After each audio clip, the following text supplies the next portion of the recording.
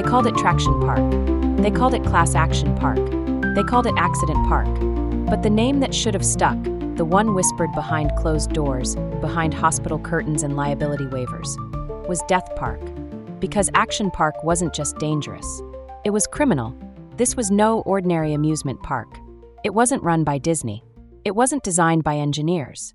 It wasn't reviewed by regulators. It was designed by madmen, built by teenagers, and run like a war zone, where pain was part of the price of admission and lawsuits were considered just another operational expense.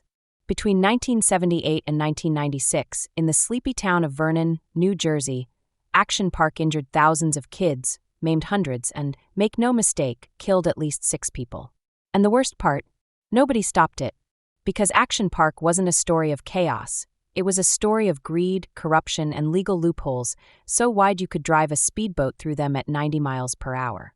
The owner, a Wall Street conman turned amusement overlord, weaponized deregulation, bribed local officials, lied to insurers, and created a death trap that laughed in the face of safety. You've seen the memes. You've heard the jokes. But this isn't a joke. This is a body count. This is a corporate cover-up. This is a theme park that functioned like a machine for shredding children, and somehow, nobody went to prison. Until now. Today, we pull back the curtain on Action Park. We expose the crimes. We name the names. We tell the stories the brochures didn't. The drowned, the burned, the broken, the sued, and the silenced. Because what happened in Vernon, New Jersey wasn't an accident. It was intentional. It was negligent homicide at scale. And it was hiding behind a smiley face logo and a bottle of off-brand sunscreen. This is AI True Crime. And this is Action Park, where fun went to die. Chapter 1. The Conman and the Mountain. Action Park didn't start with a thrill ride. It started with a lie. Like most American disasters, it began with a man who thought rules didn't apply to him. And his name was Gene Mulvihill, a man who didn't just break the rules, he rewrote them. Or better yet, he pretended they never existed in the first place. Born in 1934, Mulvihill was a New Jersey hustler with the face of a tax attorney and the heart of a casino pit boss. By the 1960s, he had become a rising star in finance, a Wall Street cowboy with a talent for fast deals and faster exits. But unlike the slick suits of Midtown, Gene wasn't in it for appearances. He wasn't trying to be respectable. He was trying to win. In 1970, he launched a company called Mayflower Securities, an investment firm that became notorious for manipulating the penny stock market. When the Securities and Exchange Commission finally caught wind of what he was doing, they brought down the hammer. Gene was banned from Wall Street. For life. But a man like Gene doesn't disappear. He evolves. And in the early 70s, he set his sights on a new frontier, not stocks, not futures, but real estate. Specifically, the sleepy ski town of Vernon, New Jersey. At the time, Vernon was little more than a gas station, a handful of farms, and a couple of ski slopes that struggled through the warmer winters. Mulvihill saw opportunity. He created a company called Great American Recreation, or GAR, and bought up Vernon Valley/Great Gorge, a small ski resort that operated for about 3 months out of the year. That meant 9 months of dormancy. 9 months of zero income. And Gene hated zeros. So he had a vision. What if a ski resort could become a summer amusement empire? What if the snow was replaced with concrete, the slopes became slides, and the rules of physics were treated as suggestions? And so, in 1978, Action Park was born. But here's the thing. Action Park wasn't designed by engineers. It wasn't subject to federal safety guidelines because there weren't any. In New Jersey, amusement ride regulation was handled county by county, and enforcement was practically non-existent. And Gene Mulvihill exploited that like a surgeon. He staffed his park with underage kids. He self-insured through a fake company he created in the Cayman Islands. He sold beer on nearly every corner. And he tested rides by bribing employees to try them out first, offering $100 cash bonuses to anyone who would launch themselves into a half-baked death chute made of PVC pipe and hot glue. Gene didn't think like a businessman. He thought like a game master. He once told a local reporter that he believed kids should be able to control the ride, and that there's no real thrill unless there's real risk. Risk. Let's talk about that. Because Gene didn't see risk as something to mitigate. He saw it as a product. And at Action Park, the product was pain. The earliest attractions were simple. A few go-karts souped up to illegal speeds, a few concrete water slides, and a bobsled ride slapped together with garden hose and plywood. But soon Gene wanted more. Faster. Steeper. Crazier. He turned to a rogues gallery of ride builders, some real, some hobbyists, many unlicensed. One man, a former welder from upstate New York, claimed to have designed a loop-de-loop water slide in his backyard using garden hose and body wax. Gene said, "Great. Build it." That ride would become the infamous Cannonball Loop, a vertical loop water slide so violent it reportedly knocked riders unconscious, ripped off teeth, and led to park employees being bribed with $100 to be the first to test it. When the first dummy sent through the loop emerged without its head, the staff assumed it was a fluke and sent in another. Mulvihill once laughed about it in interviews. He said it added mystique. But this wasn't mystique. This was reckless endangerment at scale. And it was just the beginning. Because Gene's real genius wasn't in the rides. It was in dodging liability. When state inspectors showed up, they were wined and dined. When injured guests tried to sue, they found themselves facing off against fake shell corporations and insurance companies that didn't actually exist. Action Park's liability insurer? A company called London and World Assurance, founded by, you guessed it, Gene Mulvihill. So when a boy drowned in the wave pool, Action Park claimed it was an isolated incident. When a man was electrocuted in the kayak ride, the park called it an equipment malfunction. When broken bones, dislocated shoulders, concussions, and lacerations became a daily occurrence, Gene insisted the real problem was soft kids. But what he was really doing was committing corporate homicide in plain sight.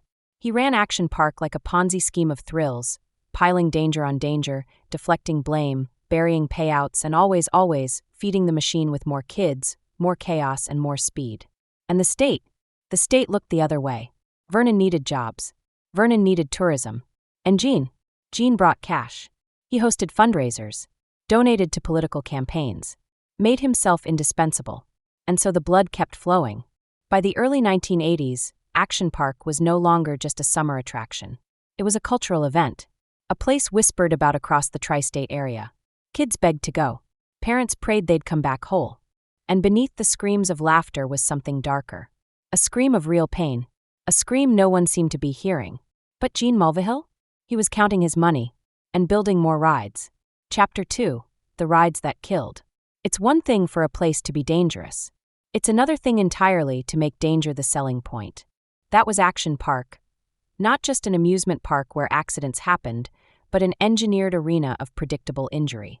A place where the risk was baked into the blueprints, where thrill was equated with survivability, and where the line between ride and weapon was paper thin. And today, we're not talking about sprained ankles or bruised egos. We're talking about broken bones, missing teeth, facial reconstructions, skin torn off by raw concrete, electrocutions, and yes, death. These are the rides that didn't just terrify, they killed. The wave pool, the grave pool. On the surface, it looked inviting. A massive swimming pool, gently curved like a man-made lagoon, with soft, frothy waves and happy kids bobbing around on inner tubes. It was picturesque, postcard-worthy. But beneath that sparkling surface, the wave pool at Action Park was a hydraulic meat grinder. The pool measured over 100 feet long and nearly 8 feet deep, with a bank of fans that generated waves every 20 minutes, crashing violently over an overpacked, undersupervised crowd. And here's the kicker. There was no actual lifeguard protocol. No swim test. No wristbands. No capacity limits. Anyone could go in, young children, elderly guests, first-time swimmers, and nobody tracked who went under. Lifeguards performed up to 30 rescues a day, a fact confirmed by multiple former employees. Imagine that. A rescue every 15 minutes. In most regulated aquatic facilities, even 2 rescues in a month would prompt a full safety audit. At Action Park, it was business as usual. The water was often cloudy, a mix of sunblock, sweat, blood, and chlorine. Kids panicked, struggled, clung to strangers. And when the waves hit full strength, it wasn't gentle rolling fun. It was pure hydraulic chaos, designed to mimic ocean swell, but without any of the natural cues to tell your body when to breathe. It was disorienting. It was violent. It was often lethal. 3 people drowned in that pool between 1982 and 1987. The victims were young, relatively healthy, and fully submerged before anyone noticed they were missing. It wasn't until the waves stopped that bodies were found floating limp among the tubes. After each death, Gene Mulvihill's team issued the same statement. tragic accident. The individual was an inexperienced swimmer. And each time the state backed off. No citations. No fines. The pool remained open. Eventually, the wave pool became known by its true name, whispered in the locker rooms and first aid tents. The Grave Pool. The Cannonball Loop, the Tooth Collector. Let's talk about the Cannonball Loop. A ride so poorly thought out, so insanely constructed, that it shouldn't have existed outside of a cartoon storyboard. And even then, only if the coyote was wearing a helmet. The concept was simple. A water slide with a full 360-degree vertical loop at the bottom. But water slides don't work like roller coasters. Human bodies are not roller coaster cars. There's no track, no centripetal force guiding your motion. What you had was water, gravity, and the blind hope that momentum alone would carry you through a death circle of white plastic. The slide was built in 1983. It was pitched to Mulvihill by an unlicensed ride designer, allegedly someone who had built backyard slides in upstate New York. No one with a background in physics signed off on it. There was no blueprint, just a guy with a dream and a loop drawn in Sharpie on a napkin. Gene loved it. Crash test dummies were sent down first. Many came out dismembered. That's not a figure of speech. Arms torn off, legs twisted backward, faces flattened. The first successful dummy emerged missing half its face. Mulvihill took that as a green light. He offered $100 in cash to any employee willing to test it. The first human riders? Park maintenance staff and lifeguards. One came out knocked unconscious, spinning like a ragdoll into the catch pool. Another emerged bleeding from the nose and mouth, unable to stand upright. Then came the real horror, the teeth. Several riders reported severe cuts, gashes, and abrasions. An inspection revealed the cause. Human teeth had embedded themselves into the fiberglass interior of the loop and stayed there. Other riders were literally being torn open by the dental remains of their predecessors. A trapdoor was installed at the top of the loop to extract bodies that got stuck, because if you didn't hit the loop with perfect velocity, you wouldn't make it all the way around. You'd fall. Inside the slide. Head first. The Cannonball Loop was shut down, quietly, after multiple injuries and a handful of ER transports. Then it reopened. Then shut again. Finally, state officials intervened. But by then, the slide had done its work. A dozen hospitalizations, zero accountability. The ride became legend. Some guests would travel hours just to stare at it, like pilgrims visiting a relic of chaos. They should have burned it to the ground. The Alpine Slide, the Death Luge. Imagine a luge track, a smooth concrete channel down the side of a mountain. Now remove the sled. Replace it with a cheap plastic cart.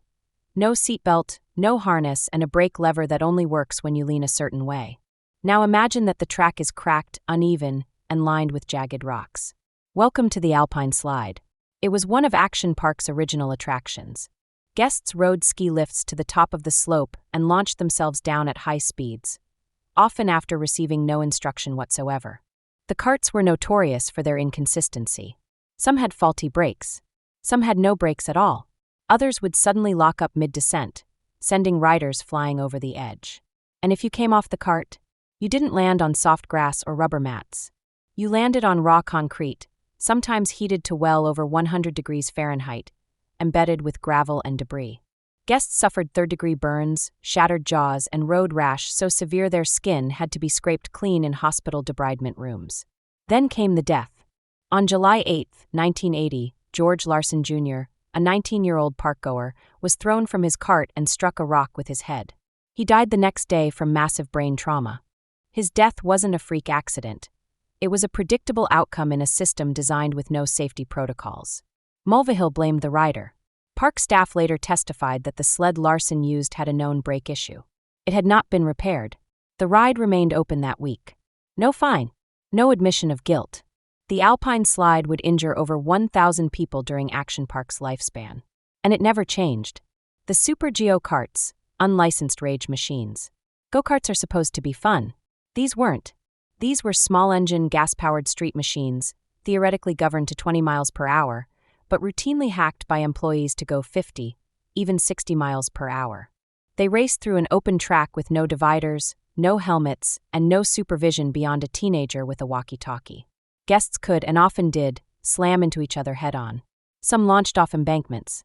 Others smashed into concrete barriers. The steering was crude, the engines prone to overheating, and the fuel tanks prone to leaking. There were fires. Some guests brought beer. Some smoked while driving. At least one employee sustained facial fractures after being broadsided by a drunken rider. He was back at work 3 weeks later. Mulvihill laughed it off. They just wanted a real driving experience, he told the Herald News.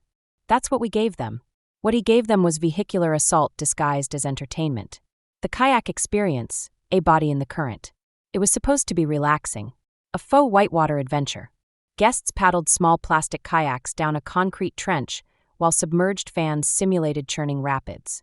But in 1982, a man fell out of his kayak and stepped into the water. That's when he was electrocuted. Witnesses say he collapsed instantly. His skin blistered. CPR failed. Later investigation revealed that the electrical wiring controlling the fans had frayed, leaching current directly into the water. And still, no criminal charges were filed. Mulvihill claimed the man had a medical episode. Park officials refused to release the incident report. It was ruled an accident. But how do you call a man's death by electricity in a children's ride an accident? How does that happen in a functioning society? It happens when money is louder than screams. In the end, it wasn't one ride that made Action Park a crime scene. It was all of them. A grave pool. A loop of death. A luge from hell. A racetrack of broken bones. And a lazy river of electricity. Together, they formed a carousel of carnage. And somehow, Gene Mulvihill got away with it. But not forever. Chapter 4, The Victims' Stories. They came for the thrill. They left with scars. You can measure the violence of Action Park by numbers, fractures, concussions, death counts. But those don't tell the full story. Statistics don't scream. They don't remember the smell of asphalt melting their skin. They don't dream of falling into concrete for the 100th time. To understand the true cost of Action Park, you have to hear from the people who bled there. The people who paid the price, not in dollars, but in stitches, nerve damage, and the lifelong feeling that something that was supposed to be fun almost killed them. These are the voices that were buried beneath waiver forms, silenced by legal settlements, mocked by management. These are the stories Action Park didn't want told. Let's start with Tanya Martinez, who visited the park in the summer of 1987. She was 14. It was her first time out of the Bronx. She came with her cousin's church group, excited to try the rides she'd seen on TV. She remembers the smell of fried dough, the blaring of top 40 hits through rusted speakers, the heat rising off the blacktop. And then she remembers the alpine slide. She didn't even want to go on it, but everyone else was. So she climbed aboard the little plastic sled, pulled the brake lever up to start, and pushed off. She remembers the speed. And then she remembers waking up in a hospital in Morristown, 3 hours later. She had been thrown off the track on the second curve. Her face hit the concrete hard enough to shatter 2 teeth and break her orbital bone. Her left side had lost most of its skin from elbow to knee. Her helmet, if it could be called that, was cracked in 2. The park staff told her it was her fault, that she hadn't used the brake correctly. Tanya's parents couldn't afford a lawyer. The church group signed a waiver for emergency transport, and that was the end of it. She still can't fully feel her left cheek. She hasn't smiled on that side since she was 14. Then there's Anthony Powell, who came with his high school friends in July 1991. It was supposed to be a birthday trip. He was 16. Big kid. Football player. He wanted to try the super go-karts, the ones he'd heard could be hacked to go faster. Anthony took one corner too fast. Another rider clipped his rear wheel, and Anthony's cart spun out. The impact threw him clear off the vehicle and straight into a rusted safety railing that hadn't been secured properly. His femur snapped. His hip dislocated. His head struck the pavement. His friend ran screaming for help. Park medics told him to lie still while they radioed for an ambulance.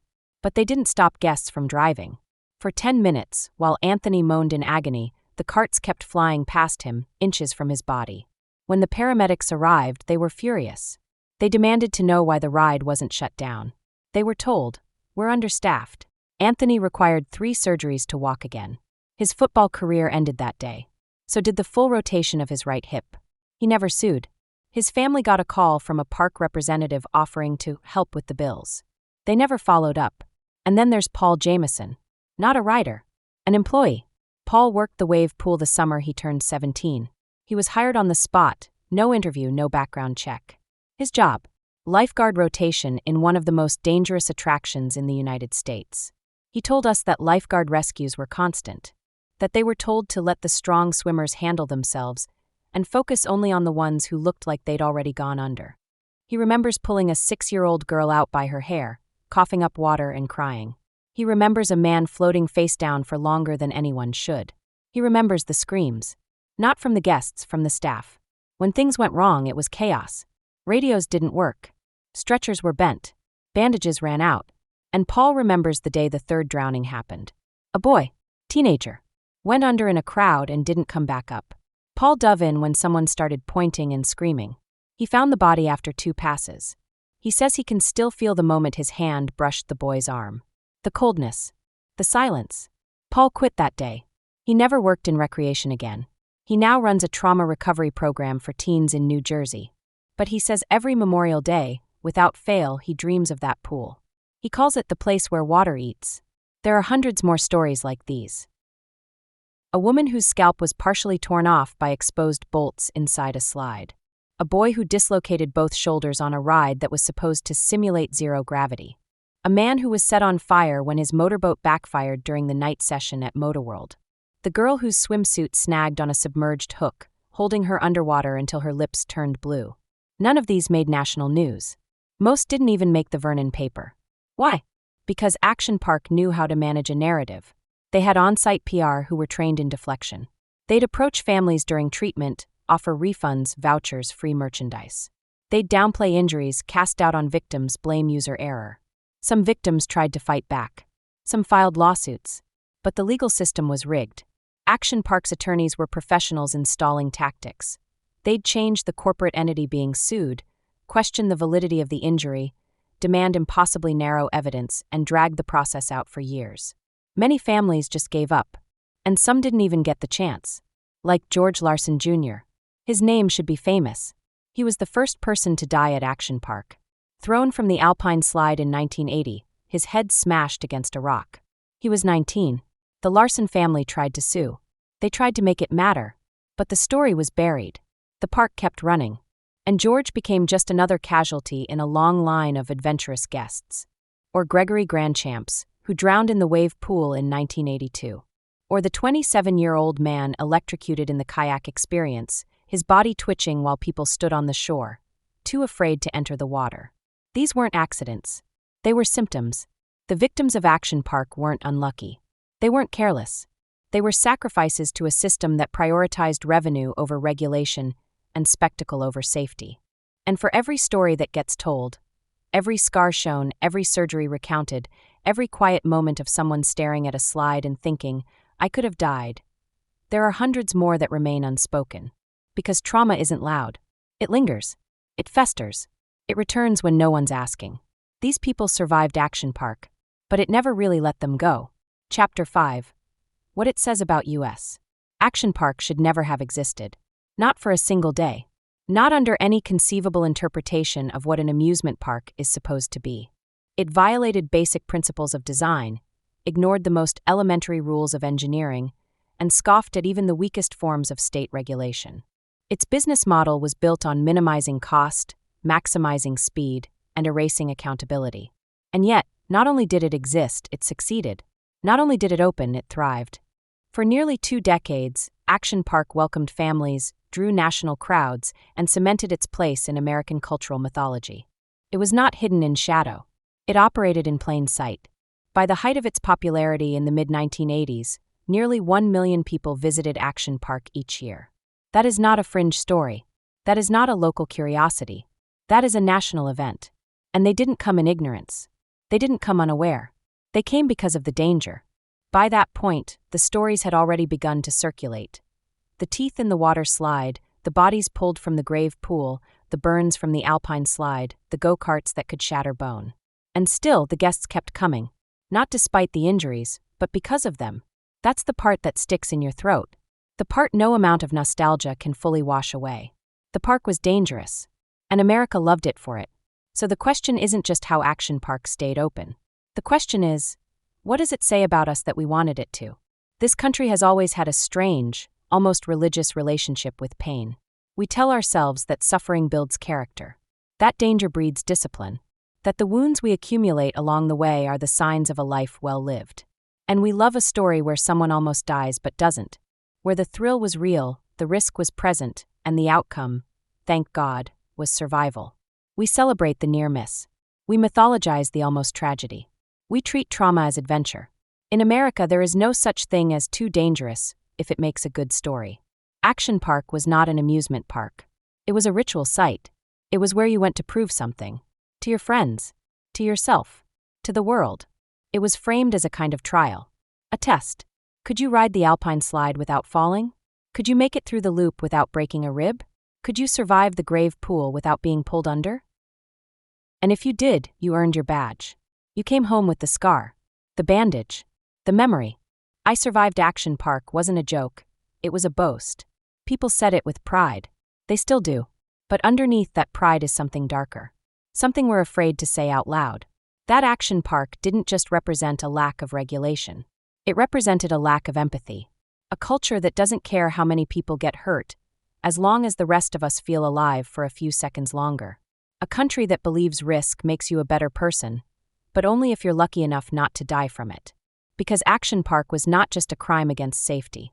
It was a crime against the idea that life should be preserved. It treated people, especially young people, not as guests but as test subjects. It commodified their pain. It monetized their injuries. And it did so with a smile and a waiver form. And when people started dying, we laughed. Let's not pretend otherwise. When Action Park became a punchline, when it made its way into internet lore, when it was rediscovered by a new generation through documentaries, retrospectives, and ironic t-shirts, we didn't recoil in horror. We said, damn, that place was crazy. We shared stories. We clicked like. We posted memes. We reduced real trauma to retro kitsch. That's what we do in this country. We don't bury our past. We package it. The alpine slide became a logo. The grave pool became a bumper sticker. The blood on the pavement became a vintage filter on Instagram. We turned a death machine into a memory, a deadly ride into a rite of passage, a criminal enterprise into a shared laugh. And Gene Mulvihill? He was never punished. He died a respected businessman, a local legend, a man who built something amazing. That was the headline. That was the legacy. The bodies were forgotten. The lawsuits settled. The voices of the maimed and the dead replaced with warm, fuzzy recollections of the time we went to that crazy park in Jersey. And what does that say? That we don't care? Maybe. Or maybe we care just enough to feel guilty, but not enough to do anything about it. Not enough to prevent the next Action Park. Because there will be another. There already is. Wherever pain is profitable. Wherever safety is branded as nanny state bullshit. Wherever someone says, let him learn the hard way. That's where the next Action Park will rise. Because this story wasn't an anomaly. It was a mirror. And when we look at it, we see ourselves bloody, laughing, and lining up for one more ride. Next time on AI True Crime, we turn our focus from amusement to annihilation. We'll head back to New York City in the summer of 1977. A city boiling with fear, corruption, and heat. A city gripped by the belief that the devil himself was walking the streets, gun in hand. We'll explore the manhunt, the letters, the cult theories, and the victims of one of America's most iconic killing sprees. The Son of Sam murders. Until then, stay safe. Because the crime, it's still real.